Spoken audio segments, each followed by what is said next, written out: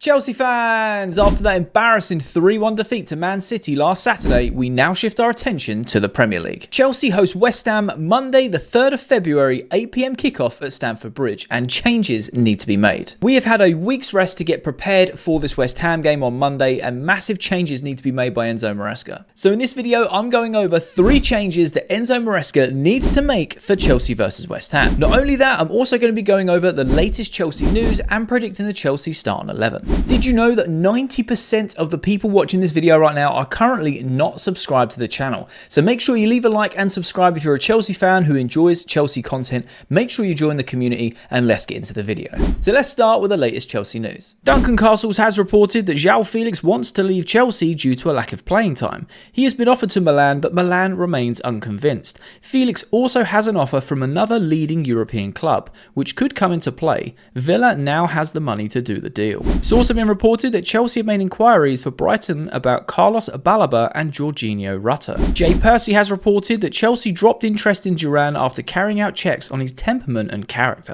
The Guardian Sport have reported that Chelsea joined the race for Evan Ferguson. It's also been reported that Chelsea are stalling and have still not given the green light for Axel Disasi to join Aston Villa. The player hopes an agreement can be found quickly. And lastly, Oakamodano91 has reported that Cesar Casadei is completing his Torino medical. Chelsea have accepted an offer of 11.7 million with a 40% on future resale.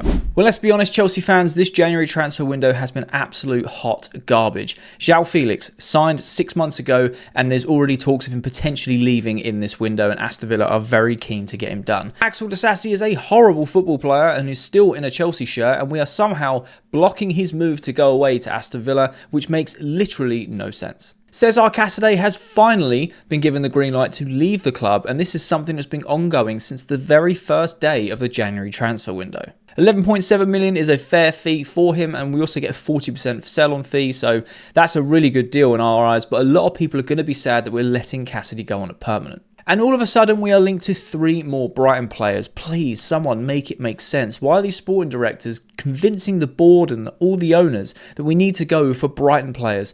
Evan Ferguson, that isn't a transfer target. What are we thinking? When it comes for Balaba and Rutter, I don't even know too much about them. I just think, why are we just trying to sign every single Brighton player that's ever existed? Now, this January transfer window has actually been extended to the 3rd of February, so I still have a little bit of hope that we may sign someone of importance or someone of relevance for our squad, because it does need improving, or we're actually going to offload people like Axel Disasi. And we only have a few days left, so let's hope Chelsea decide to do something. In Enzo Maresca's press conference, he was asked if he decided on what goalkeeper was going to start on Monday, and he said, "I have not decided on a goalkeeper yet for Monday. Philip or Robert. Whatever the decision, it will be okay."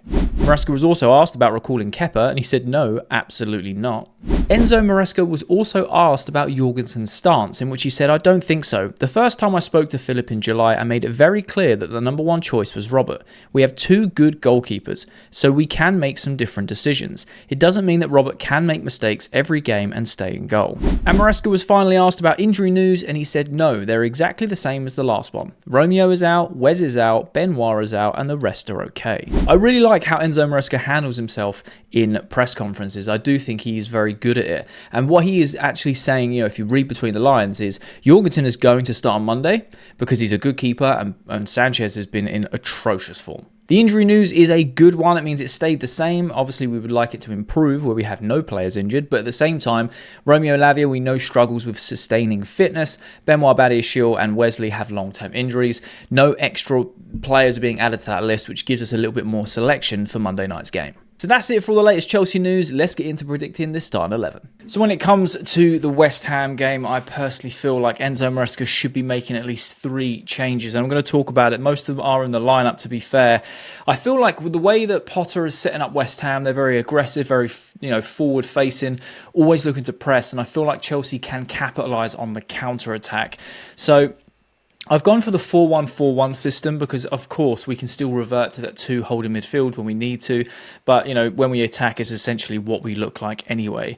So the system isn't changing too much. It's more the clientele within it that I feel can get the job done against West Ham. But starting off, the first change is it's got to be Jorgensen in goal, right? It has to be Jorgensen. Sanchez has been absolutely atrocious in the last few games, and I've just given up on Sanchez. I really, really have. I think a lot of Chelsea fans give up on him a long time ago. I've been trying to give him the benefit of the doubt throughout the season, but the last three, especially that City game, he was absolutely atrocious. So Jorgensen has to get a run of games. Enzo Maresca said in his press conference, Jorgensen is the number 2, Sanchez is the number 1, but that doesn't mean that Sanchez can make mistakes time and time again and still play. So I feel like if you read between the lines there, he's saying that Jorgensen's going to start Monday as long as things go well.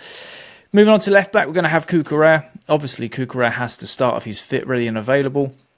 According to the injury news, which is a great injury news for us, there's not any additions to the injuries. We've had a week to prepare for this, so let's hope that we can fire on all cylinders. When it comes to the centre-back pairing, I have a feeling that Enzo Maresca is going to play Levi Colwill. However, I would really like to see Tosin playing on that left-hand side, along with Chalobah, because from what we saw, I know we were playing Wolves, and I know that a lot of people say, "Oh, well, you're expected to beat Wolves." Blah blah blah. Yeah, I get it, right? I understand that. We still have to go out and face them. We didn't exactly play well. And we still had a 3-1 victory. Yes, we conceded, but we know that comes from Sanchez. So looking at Tosin and Chalobah as a centre-back pairing was absolutely solid, and Colwill got run ragged against Man City. So I would really like to see a Tosin-Chalobah centre-back pairing. I think that would be absolutely phenomenal to see. Alongside Cucurella, and on the right back, Reece James. Reece James staying fit is giving us Chelsea fans probably a little bit too much hope, if we're being honest. But let's just hope he can continue to stay fit because he's playing well. Bar that City game, he did look very average. I think that Madueke let him down a little bit on the defensive side, and I also feel like the way that Enzo wants Reece to play can sort of hinder his performances at times. He's also played fantastic in this system as well. So Reece James to start, Tosin, Chalobah, Cucurella as a back four. Look at that, and I think that's just solid. It's got some experience within Tosin, James and Chalobah in the Premier League. I feel like it can deal with West Ham's threat. I'm happy with that. Moving into the DM role, obviously it's going to be Mr. Caicedo. Now, we were screaming out for him to have some sort of rest and cover in this January transfer window. It looks like we're not going to be getting that, which is just crazy if you ask me. But Mr. Caicedo, Mr. Reliable, Mr. 10 out of 10 performances every week without, anyone batting around an eyelid. One of the best DMs, if not the best DM in the league right now. So he has to play there. The second change for me comes on the left wing. And this is, like I said earlier, with West Ham being so aggressive and trying to play forward all the time, I feel like we can hit them on the counter. And I really like Jadon Sancho, but he wasn't very effective against City. Obviously, Mudryk is a bit up and down. I honestly think you go for João Felix off of that left because he can drift inside and you can allow Cucurella to overlap, and you can also partner him with Palmer. Having Palmer and Felix in them advanced 10 roles is going to be absolutely frightening. I feel like on the break, Felix is the type of player to pick the ball up on the half turn, pick a pass, and just find a pass and play it. Getting forward as quick as we can. I like Sancho. I think he can do a lot of damage on the counter as well. But I just feel like having Felix is just a different dynamic against a team like West Ham. Moving on to the left side of those 10s, I've gone with Mr. Cole Palmer. Who else would it be?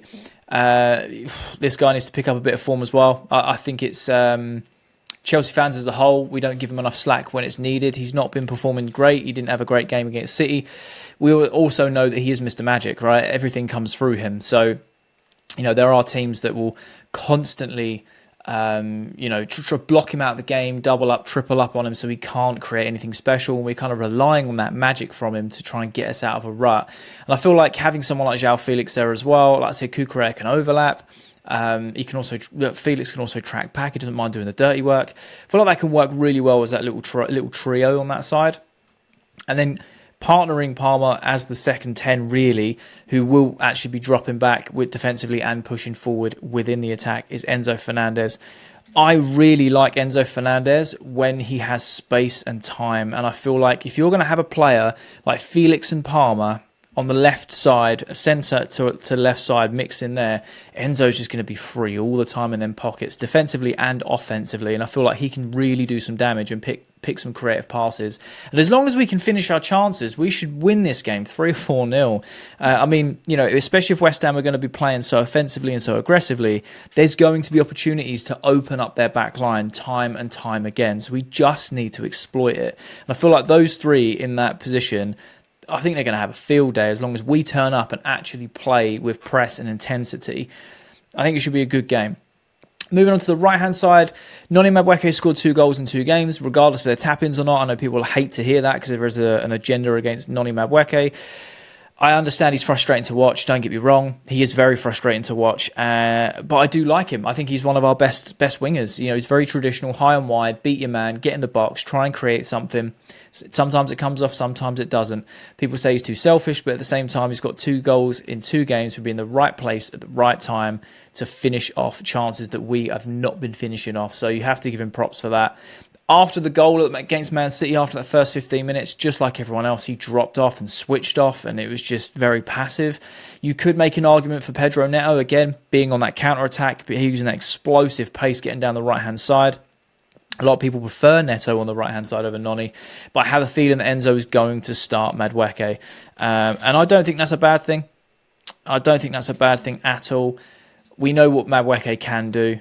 The last time we played West Ham at the Bridge at the end of last season, he had a field day in terms of creating, just being on the ball and just being able to have space and create space for other players. So hopefully he can have a similar type of game. And then obviously that leaves the number 9 spot. And I was thinking about this, right? I was thinking about this a lot because I back Jackson, and I'll back Jackson till the cows come home. I think he's a fantastic striker.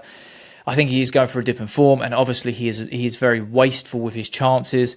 He started the season very well, converting a lot higher than he's used to, like percentage-wise, and he has dipped off a bit. You know, it's been months since he scored a goal. He is getting assists and goal contributions, and I will always take that.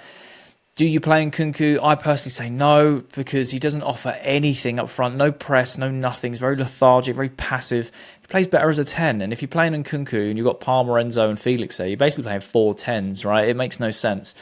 Do you go Mark Guiu and give him some minutes?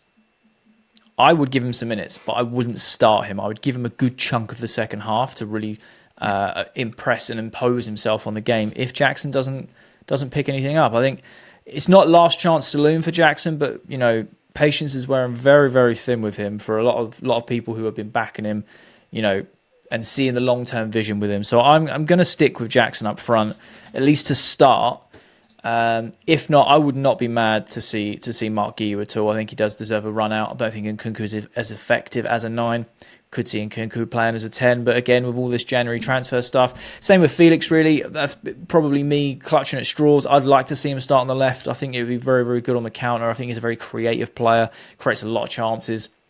I like Sancho too. I'd be happy with either. But when it goes to the forwards, with Nkunku being linked away, Felix being linked away, like you just don't know what's going on in the camp behind closed doors. But that is who I would choose as my starting 11 for West Ham. So Monday night, it is showdown. Enzo Maresca really needs a win. We need 3 more points on the board, and we need to turn this form around. So that is my predicted Chelsea 11 to face West Ham this Monday. Do you agree? Do you disagree? Let me know your thoughts and opinions down in the comment section. I love having a conversation with you guys. Could this be the game that gets Chelsea back into the top 4? We shall soon see. But if you have watched this far to the end of the video, there'll be a thumbnail that pops up on the screen. So if you are a Chelsea fan who enjoys Chelsea content, make sure you click that thumbnail because you'll enjoy that video too.